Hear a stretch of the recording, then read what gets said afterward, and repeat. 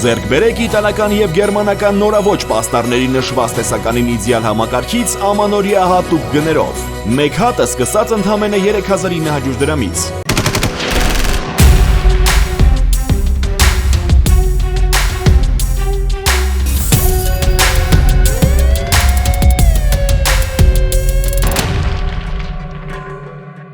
Պատգամավոր Հովիկ Աղազարյանի գործը դատարանում է, դատախազը մանրամասներ է ներկայացրել քրեական գործից։ Ազգային ժողովի պատգամավոր Հովիկ Աղազարյանի գործը դատարանում է, շուրջ 2 տարի տևած քննությամբ պարզվել է, Աղազարյանը մի դրվագով $200,000 ապօրինի վարձատրություն է պահանջել, մեկ այլ դրվագով $23,000 կաշառք ստացել։ Հովիկ Աղազարյանի ծանոթ Սլավիկ Պողոսյանը եւ վերջինիս մտերիմ Աշոտիկ Կամավոսյանը 2023 թվականի օգոստոսի 8-ին գնացել են Գեղարքունիքի մարզի Սևան քաղաք եւ հանդիպել Հովիկ Աղազարյանին։ Հանդիպման նպատակը եղել է այն, որ Հովիկ Աղազարյանի օժանդակությամբ առանց կարանտինի 150-ից 200,000 մանր եղջերավորներ արտահանեն Արաբական Միացյալ Էմիրություններ։ Սրա դիմաց Աղազարյանին $200-ից $300,000 կաշառք է առաջարկվել։ Հովիկ Աղազարյանը խոստացել է ձեռք բերել պայմանավորվածություն պաշտոնատար անձանց հետ նշված գործընթացը կազմակերպելու համար եւ խնդրել է իրեն տրամադրել ժամանակ։ Այդ հանդիպման հաջորդ օրն արդեն Աղազարյանը Սլավիկ Պողոսյանին հայտնել է, որ ինքը պայմանավորվել է պաշտոնատար անձանց հետ։ Եվ գործընթացի սկզբնական փուլի համար պահանջել է $100,000 ԱՄՆ գումար, իսկ մնացած $100,000 հետագայում գործընթացի մեկնարկի ընթացքում։ Հովիկ Աղազարյանի կողմից նշված առաջարկի մասին Սլավիկ Պողոսյանը հայտնել է Աշոտիկ Կամավոսյանին, ով ընդունել է Հովիկ Աղազարյանի առաջարկը եւ ցանկացել է հանդիպել։ Հանդիպման ընթացքում Աշոտիկ Կամավոսյանը պատգամավորին հայտնել է, որ կարողացել է հավաքել միայն $20,000։ Մնացած գումարը խոստացել տրամադրել ընթացքում։ Սակայն Հովիկ Աղազարյանը վրդովվել է նշված առաջարկից, նշելով, որ ինքը արդեն նախնական պայմանավորված գումարի շուրջ համաձայնություններ է ձեռք բերել պաշտոնատար անձանց հետ եւ այլևս չի շարունակել նշված հարցով քննարկումը։ Այս գործի անջատված մասով մեղադրյալ են եղել Աղազարյանին դիմաց Սլավիկ Պողոսյանն ու Աշոտիկ Կամավոսյանը, որոնց վերաբերյալ արդեն իսկ մեղադրական դատավճիռ է կայացվել։ Դատավճռով Աշոտիկ Կամավոսյանը եւ Սլավիկ Պողոսյանը դատապարտվել են 2 տարի 6 ամիս ժամկետով ազատազրկման եւ պատիժը պայմանականորեն չի կիրառվել, սահմանելով փորձաշրջան 3 տարի ժամկետով, նշված դատավճիռը մտել է օրինական ուժի մեջ։ Աղազարյանին մեղսագրվող մյուս դրվագը կաշառքի ստացումն է։ Ընկերություններից մեկի հիմնադիր նախագահ Արամ Մկրտչյանը դիմել է Հովիկ Աղազարյանին, որպեսզի վերջինս նպաստի նշված ընկերության կողմից Երևան քաղաքի Հենրի Մորգենթաուի անվան թիվ 136 դպրոց բողոքի վթարային վիճակում գտնվող շենքը վերակառուցելու, ինչպես նաև դպրոցի պատկանող հողամասի վրա բազմաբնակարան շենք կառուցելու թույլտվություն ստանալու համար։ Այս գործընթացը կազմակերպելու համար գործարարը Աղազարյանին կաշառք է խոստացել եւ համաձայնություն ստանալուց հետո մաս-մաս նրան տրամադրել $22,000 եւ $300,000 դրամ։ Դրանից հետո Հովիկ Աղազարյանը ձեռնամուխ է եղել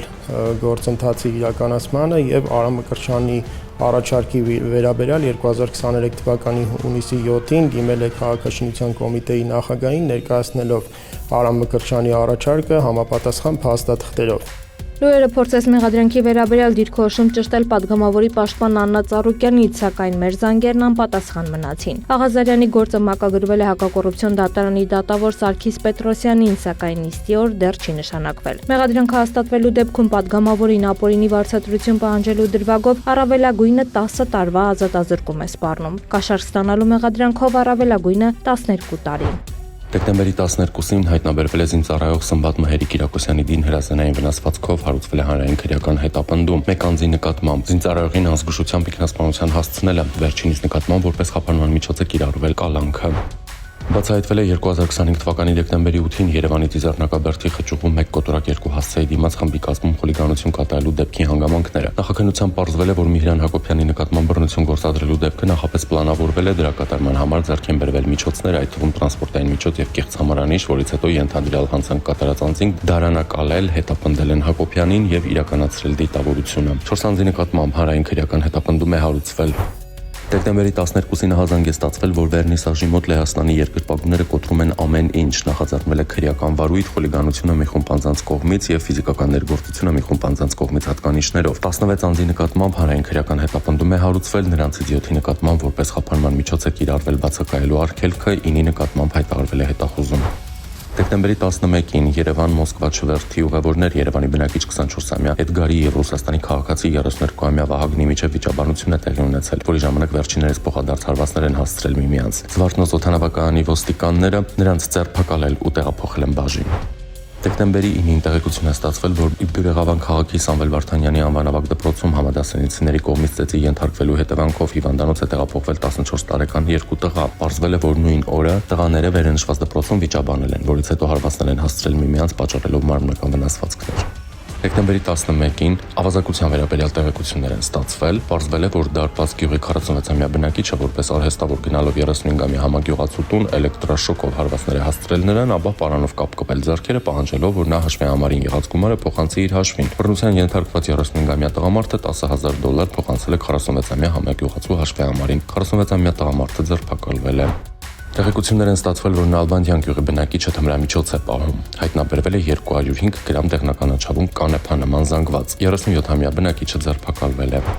Դեկտեմբերի 15-ին Երևանի բնակիչ 24-ամյա Գագիկն իր վարած Mazda մակնիշի ավտոմեքենայով Երևան-Սևանի Ջղան ավտոճանապարհին դուրս է եկել երթևեկելի գոտուց, բախվել մի քանի եղևնիների եւ հայտնվել դաշտում, վարորդը տեղում մահացել է։ Դեկտեմբերի 14-ին Վանաձորում Լոռու մարզի բնակիչ 22-ամյա Տիգրանն իր վարած Mercedes մակնիշի ավտոմեքենայով լրիվ է ենթարկել ճանապարհը չթույլատրելի հատվածով հատող հետիոտնին Լոռու մարզի 73-ամյա բնակչին։ Վարորդը փախուստի չի դիմել, ահազանգել է շտապօգնություն, որն էլ արձանագրել է հետիոտնի մահը։ Դեկտեմբերի 12-ին Զովունի Եղվարդ ավտոճանապարհին բախվել են Զիլ մակնիշի բեռնատարն ու Լադա մակնիշի ավտոմեքենան, երկու հոգի տեղափոխվել է հիվանդանոց։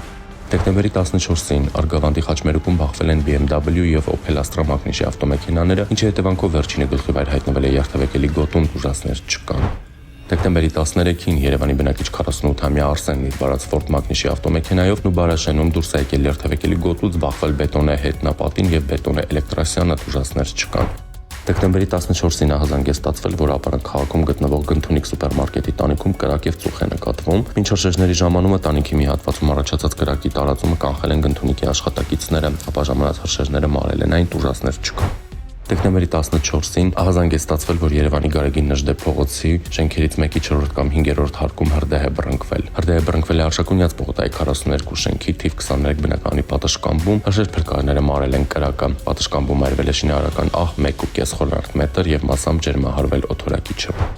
Դեկտեմբերի 12-ին ահազանգ է ստացվել, որ Բերդվերին Կարմիր աղբյուր ավտոճանապարհին այրվում է ավտոմեքենա։ Փրկարարները մարել են Տավուշի մարզի բնակիչ 61-ամյա Արարատի վարած Լադա մակնիշի ավտոմեքենայում առաջացած կրակը, սակայն այն վերածվել է մոխրակույտի։ Դեկտեմբերի 13-ին ահազանգ է ստացվել, որ Քախսի Սոլակ ավտոճանապարհին ավտոմեքենա է այրվում։ Հրշեջ փրկարարները մարել են Կոտայքի մարզի բնակիչ 23-ամյա Նարեկի վարած BMW մակնիշի ավտոմեքենայում առաջացած կրակը, սակայն այն դարձել է ոչ շահագործելի։